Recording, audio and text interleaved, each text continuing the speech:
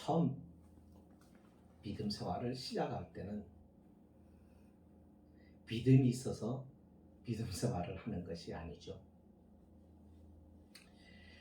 어떤 사람은 믿는 부모님이 계셔서 부모님의 손에 이끌려서 교회를 나오고 교회 생활이 익숙해지고 그러면서 하나님의 말씀을 듣기도 하고 기도하는 것을 보기도 하다가 기도도 하고 이렇게 하면서 믿음 생활에 들어옵니다. 또 그렇지 않은 사람은 친구를 따라서 혹은 나는 저 목사님이 괜찮더라 해서 그 목사님을 보고 또 나는 저 교회 다니고 싶다 또 여러 사람들의 권유로 여러 가지 모양으로 교회에 나옵니다. 그런데 시간이 지납니다. 1년이 지나고 5년이 지나고 10년이 지나고 자, 이렇게 시간이 지나면 이제는 부모님이 가자고 해서 가고 친구 따라 가고 저 목사님이 좋아서 나가고 이 교회가 참 좋아서 나는 이 교회를 섬기고 이 수준은 넘어가야 됩니다. 항상 사람을 따라가고 외형의 교회의 모습을 좋아하고 이렇게 믿음 생활을 하면 결국은 그 믿음은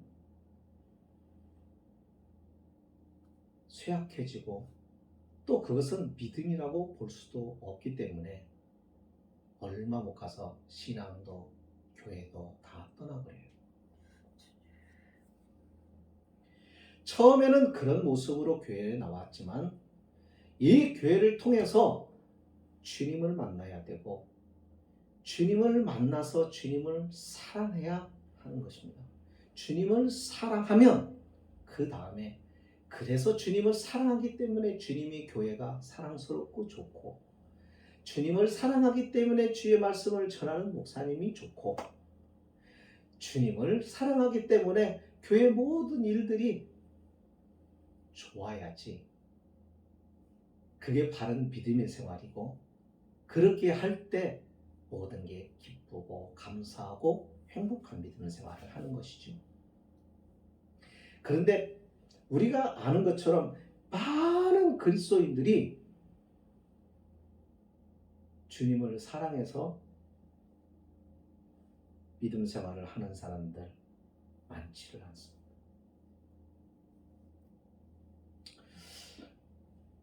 그러다 보니까 어려움이 오면 믿음이 가라앉아 버려요.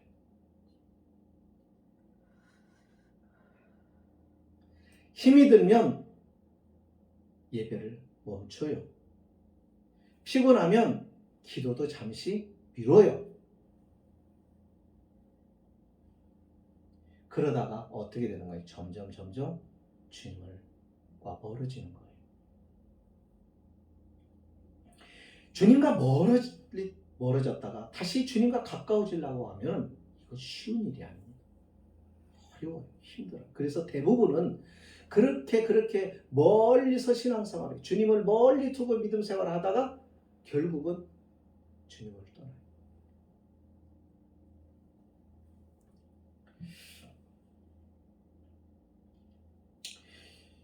그래서 신앙생활에 항상 우리가 바라봐야 할 표대 우리가 항상 믿음 생활하면서 시선을 고정시키고 맞춰야 될 초점이 어디냐면 예수님이에요.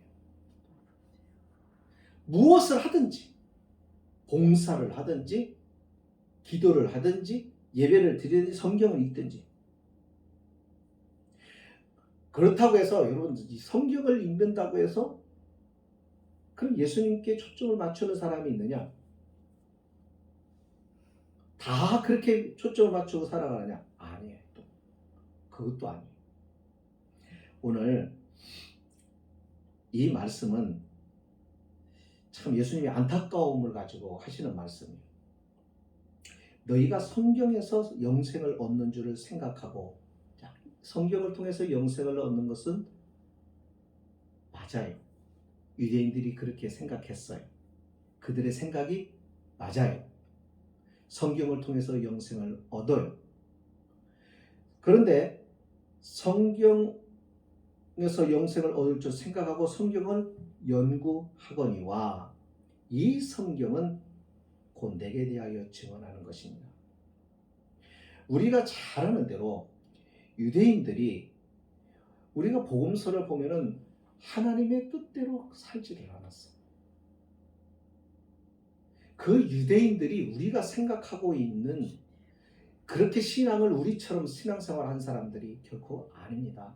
아주 철저하게 하려고 했고 아주 말씀을 우리보다 훨씬 많이 외우고 있었고 많이 알고 있었고 많이 연구하고 있었어요. 여기 보면은 예수님의 지적과 책망을 주로 받는 사람들이 거의 다 누구였냐면 성경학자고 율법학자들, 그리고 성경을 늘 일생 동안 베껴서 옮겨 쓰는 그런 서기관들, 종교 지도자들, 제사장들, 대제사장까지. 이거 우리가 좀 심각하게 생각해 봐야 합니다. 그들이 바른 믿음의 생활을 하고 하나님이 원하는 믿음으로 온전히 섰다고 한다면 예수님이 그들을 책망할 이유가 없는데, 그들을 책망하고 지적하고 있는 것들은 무엇이냐면 그들이 믿음 생활을 잘못하고 있다는 것. 그럼 우리가 그런 질문을 생각을 해볼 수 있어요.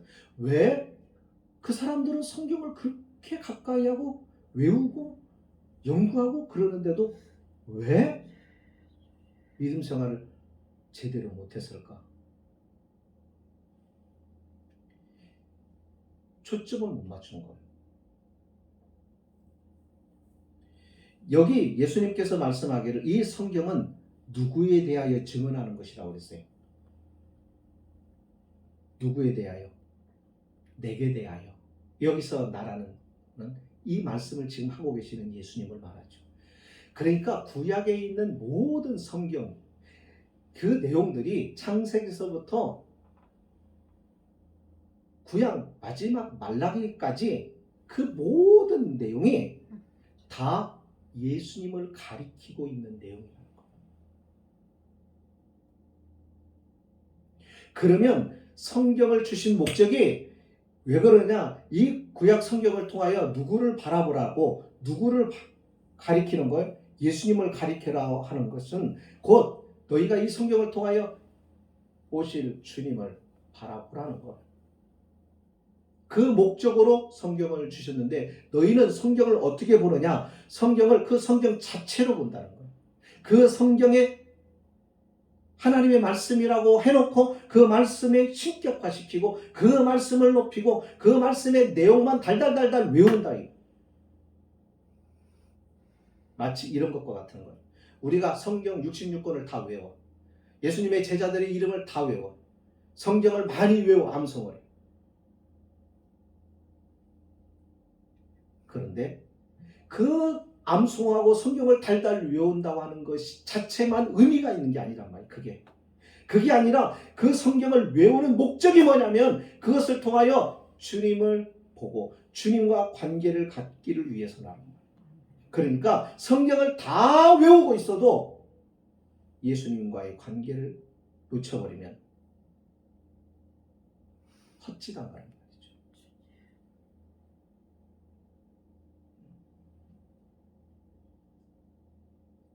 신앙생활을 우리가 정신을 바짝 차려야 되는 이유가 커요. 목사가 믿음이 좋은 게 아니에요.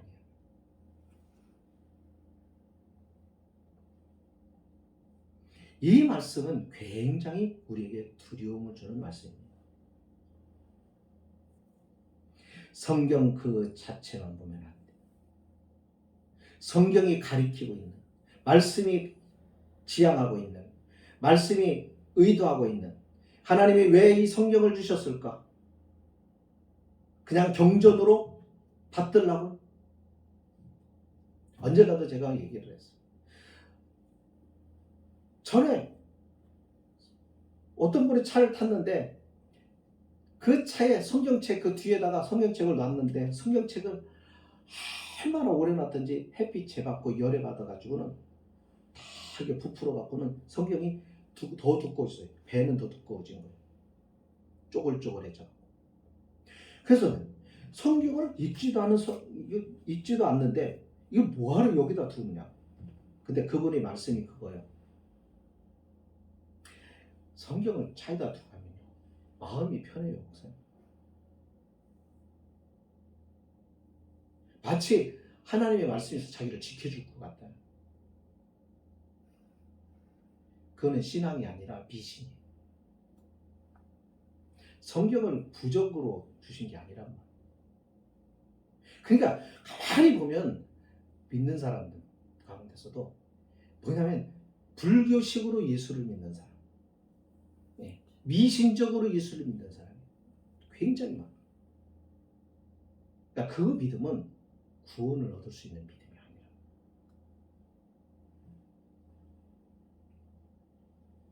오늘 우리가 보십시다. 교인들의 초점을 예수한테 안 맞추고 어디에다 초점을 맞추고 사냐면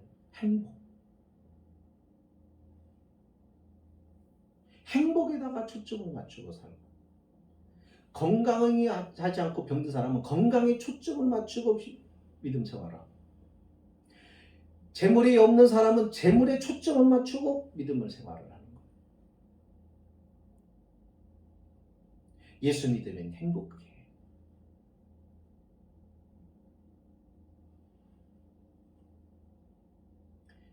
잘못된 거예요.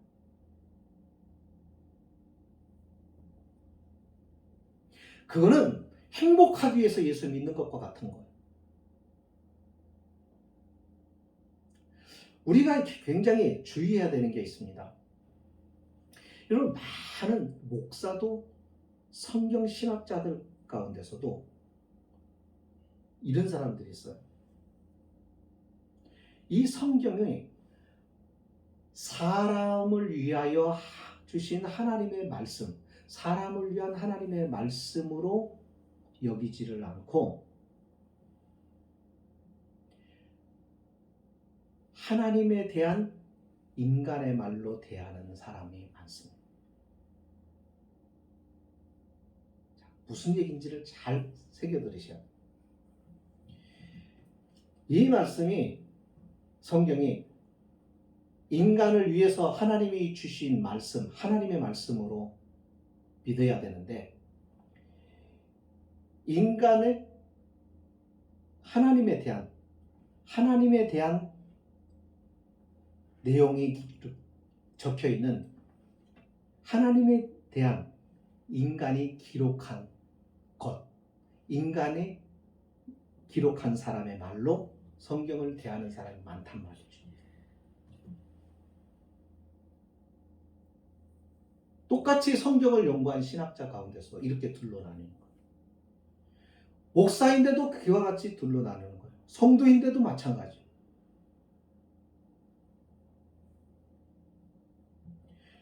우리가 얼마나 이 성경을 내게 주시는, 나를 위해서 하나님이 주신, 인류를 위하여 하나님이 주신 하나님의 말씀이라고 받아들이면 이 말씀이 그냥 우리가 볼 말씀이 아니란 말이에요. 굉장히 중요한 말씀이고 굉장히 의미 있는 말씀이고, 이 말씀에 하나님이 내게 주신 거라고 한다고 할 때 이것이 얼마나 내게 있어서 소중한 것이라고 하는 것을 알아야 되는데, 우리는 그렇게 생각을 않는 거예요.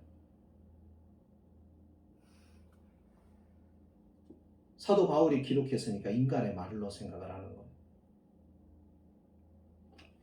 그러다 보니까는 이 성경이 누구에 대한 거라고 해서 예수님을 가리킨다고 그랬어요. 그러니까 이 성경을 읽을 때 예수님께 초점이 맞춰져야 되는 거야. 근데 이 성경을 읽는데 예수님께 초점이 맞춰지지 않고 인간적인 것에, 세속적인 것에 초점이 맞춰지는 사람도 있단 말이에요. 그게 누구예요? 유대인들이고, 오늘 우리 신신학자들, 신학자들 가운데서도 그런 사람이 있고, 목사들 가운데서 그런 사람이 있고, 교인들 가운데 많아요.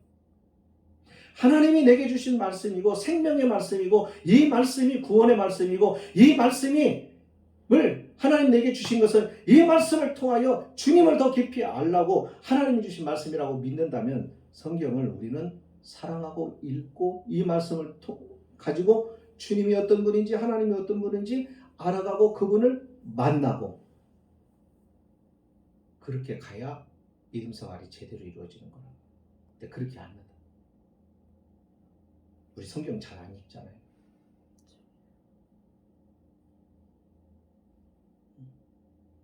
그러니까 하나님의 이 성경이 예수님을 가리키는 것이고 여기 보니까 예수님에 대하여 말씀하시는 것인데 아니 그러면 예수님에 대하여 모른단 말이에요. 우리가 누구를 안다. 내가 우리 아버지를 알아. 내가 우리의 자녀를 알아.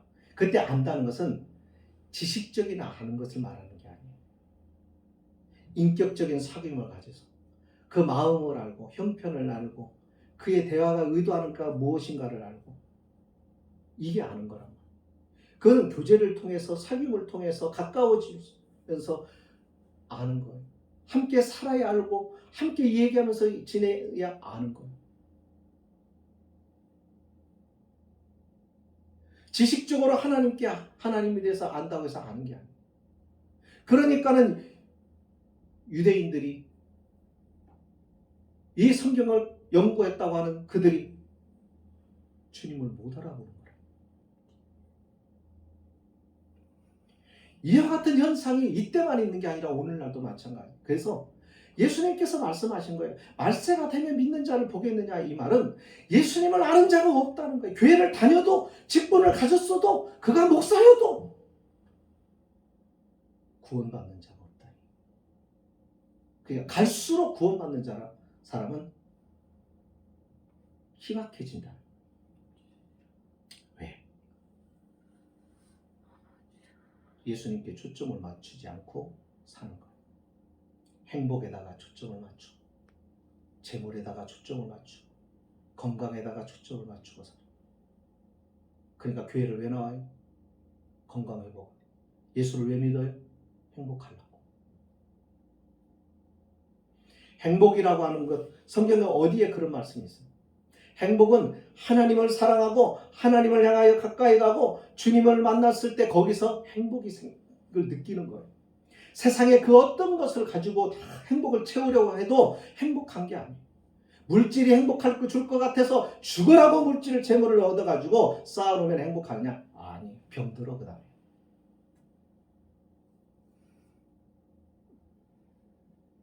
병을 돈을 많이 들여서 고쳤어요. 그러면 행복할 것 같아. 자녀가 엉뚱한 길로 가버려요. 가정이 문제가 생겨요. 세상은 우리에게 진정한 행복을 주는 게 아니에요. 마취제와 같은 걸 주는 거예요. 잠시정한 기쁨을 살짝 주는 것뿐. 진정한 행복은 우리 안에서 샘처럼 나와야 되는 거예요. 기쁨이란. 세상의 기쁨은 반짝이에요. 세상의 즐거움은 순간적이에요. 지나가요. 좋다가도 어느 날 그 좋았던 것들이 문제가 되기도 하고 내게 공격하기도 하고 나를 힘들게 하기도 해요.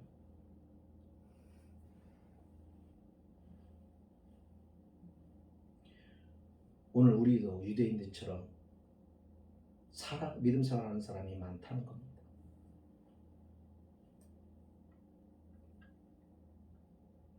교회를 오래 다녔다고 주님을 아는 게 아니에요.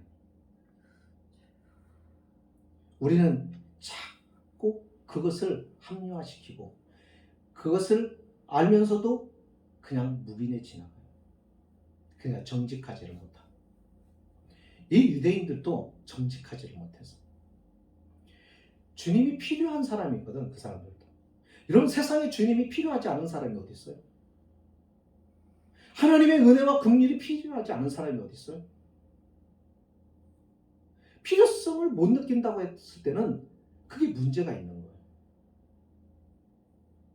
내가 숨 쉬고 싶어서 쉬는 게 아니라 어느 날 하나님께서 내게 이 건강을 거두시면 거기서 모든 인생은 끝나는 거라.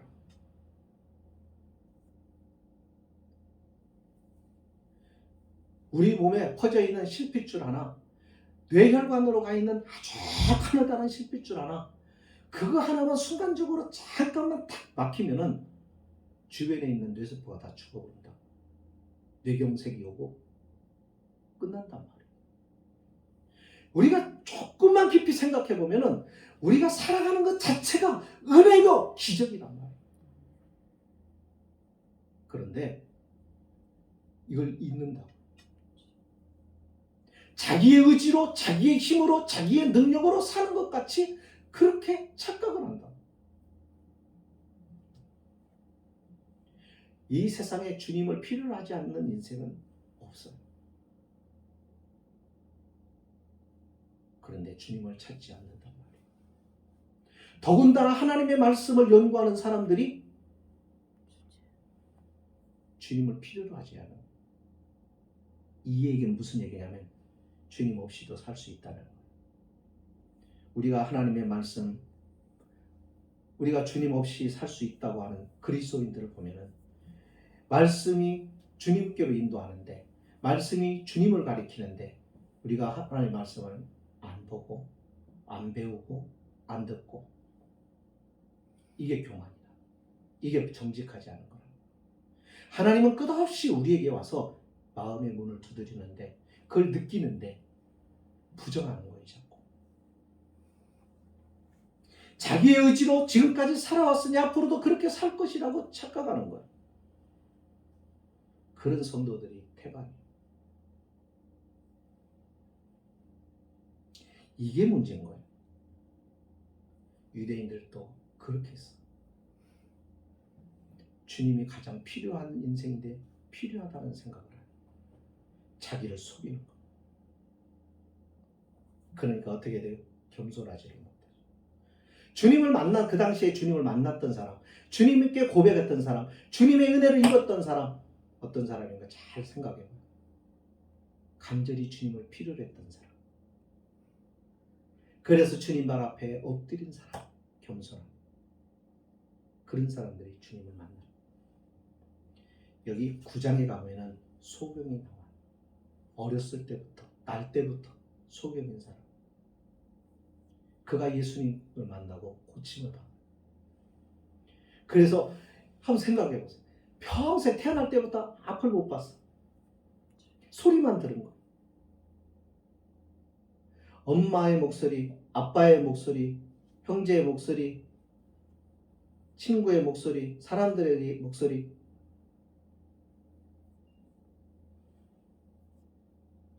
얼마나 궁금했을까? 우리 엄마는 어떻게 생겼을까? 우리 아빠는 어떻게 생겼을까? 우리가 살고 있는 이 집은 어떻게 생겼을까? 우리 동네는 어떻게 생겼을까? 태양은 어떻게 생겼을까? 달은 어떻게 생겼을까?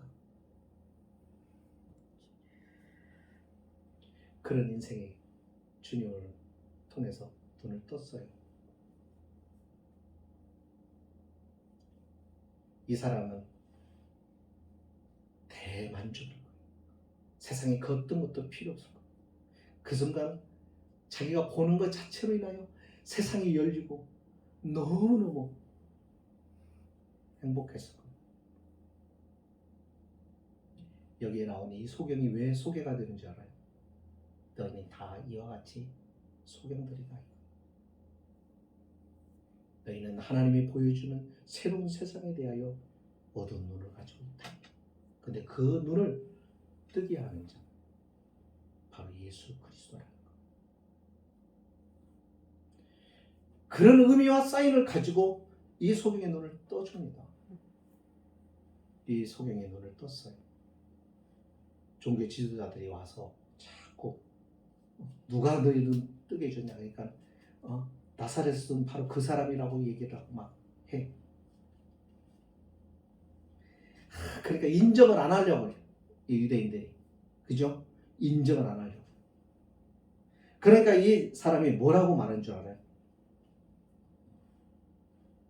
하도 답답하니까 뭐라고 말해요? 9장 33절에서 이 사람이 하나님께로부터 오지 아니하였으면 아무 일도 할 수 없으리다. 바꿔서 얘기하면 이분이 하나님께로부터 온 자요, 이분이 하나님이 보내신 자이기 때문에 이 일이 가능했다. 그렇게 말합니다. 자, 오늘 우리는 이 믿음을 가지고 있어야 합니다. 성경 속에 있는, 책 속에 있는 하나님이 아니라 이 성경을 통하여 우리는 주님을 만나야 되는 거예요. 인격적으로 주님을 만나야 되는 거예요. 그리고 주님을 아는 거예요. 이 사람처럼 우리가 눈으로 보는 주님이 아니에요. 보세요. 많은 이 소경 말고도 많이 봤잖아. 많이 주님을 보았고 주님을 들었고. 그런데 문제는 뭐냐면 그 사람들이 안 믿은 거야, 안 믿은 거야. 그러나 이 소경은 믿었단 말이에요. 그게 차이인 거예요. 이 믿음은 관계라. 하나님과 나와의 관계는 믿음으로 연결이 되는 거예요. 그러니까 믿음이 아니면 그분과 나가 연결이 안 되는 거예요. 그분과 내가 연결이 되었을 때 그분에게 요청할 때 그분의 응답이 있고 그분의 말씀을 우리가 들을 때 이게 진정한 믿음이라는 거예요. 그러니까 하나님의 말씀에 귀를 막아버리고 살면은 믿음이 있는 게 아니에요. 하나님의 말씀에 귀를 기울이고 또 그 말씀을 통해서 내가 깨달아질 때 하나님 앞에 아뢰고는 기도를 통하여 관계를 유지하면서 살아가는 것이 믿음이다. 그래서 우리가 신앙생활에서 제일 중요한 게 뭐냐면 교회에 봉사하고 헌신하는 것이 아니라 그 가장 중요한 것, 주님과 바른 관계 있으면 하나님을 볼 수가 있어요. 우리가 하나님의 능력과 역사를 경험할 수도 있어요. 초점이 맞춰지지 않으면 힘이, 우리가 사진을 찍을 때 조리개를 통해서 다 초점이 맞춰져야 선명한 화면 사진을 찍어낼 수 있는 거죠. 우리가 왜 안경을 써요? 초점이 안 맞거든. 그래서 안경의 도움을 통해서 초점을 맞추는 거예요. 초점이 안 맞으면 안 보이는 거예요. 예수 그리스도께 초점을 맞추지 않으면 하늘나라가 안 보이고 천국이 안 보이고 지옥이 안 보인다고. 영생이 안 보인다고. 왜 사람들이 신앙생활 하면서 다 안 믿는 사람들처럼 살아가느냐면 초점을 예수님께 안 맞추고 전부 행복에다가 맞추고 살아요. 부요함에다가 초점을. 예수님께 초점을 맞추면 이 세상에 주지 못하는 행복을 느끼는데 그게 뭐냐면 내 안에 샘솟는 기쁨이다. 그때는 가난해도 기쁨, 감사가 있어. 내가 병이 들어도 노래가 나와. 감사가 있어. 시련 속에서도 환난 속에서도 내 영혼으로부터 나오는 그분으로 주시는 평강이 가득해. 그래서 어떻게 하는 거야? 어려움의 환경들을 극복해내는 거야. 견뎌내는 거야. 이겨내는 거야. 세상 사람들은 환경이 힘들다, 어렵다, 에이 못 살겠다, 더 이상 나는 이것을 너무 힘들게 견디지 못하겠어. 끝장내고 싶어. 모든 걸 다 때려놓고 싶어. 이 고통에서 자유롭고 싶어. 그래서 선택한 게 죽는 거잖아. 자살이. 오늘 우리는 아니다. 우리 안에 샘솟는 그 기쁨과 하나님이 주시는 은혜 안에서 진정한 외부로부터, 환경으로부터, 주변으로부터 오는 것이 아니라 하나님이 주시는 그 기쁨 안에서 이 행복을 경험하고 이겨내고 견디어내고 싸워내면서 살아가는 것. 그래서 세상에 내게 희망을 주는 것. 너희는 세상의 빛이. 인생은 끝내는 게 중요한 게 아니다. 어떻게 마치는가가 중요한 것입니다. 그러니까 여기서 낙심하지 말고 여기서 좌절하지 말고 이렇게 하는 게 아니다. 그게 인생이 아니다. 인생은 힘겨움을 이겨내고 극복해내는 게 인생이다. 거기에 하나님의 위로가 있고 하나님의 상급이 있고 하나님의 축복이 있다는 것.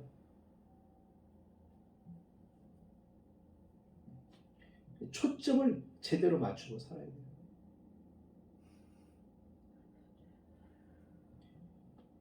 믿으면서 떠나면 안 됩니다. 그래서 예수님 예수님과의 초점을 맞추고 예수님과 인격적으로 만남을 가지면서 살아가야 돼. 그렇지 않으면 우리는 불신자로 사는 거예요. 교회는 다녀도 불신자로 사는 거예요. 교회가 이렇게 많아도, 교인이 이렇게 많아도 다 교인이 아니고 다 구원받는 자가 아니에요. 옥사라고 다 구원받는 게 아니에요. 우리가 알잖아요. 대제사장들, 서기관, 바리새인. 우리는 그것을 보면서 우리의 믿음을 어떻게 해야 될 것인가를 알아요. 초점이 주님께로 맞춰져요. 그래야 주님을 통하여 하나님의 약속의 세계가 환하게 보여요. 하나님의 비밀의 세계가 환하게 들여다보여요. 그래서 그것이 뚜렷하고 확실하기 때문에 흔들리지 않는 겁니다. 세상에서. 그게 하나님 우리에게 주신 복이에요. 그러니까 겉으로 사람을 평가하면 이 기쁨과 이것을 맛보며 살아가는 사람이 정말 믿음의 사람이고, 초점을 잘 맞추고 살아가시기를 주의 이름으로 축복합니다.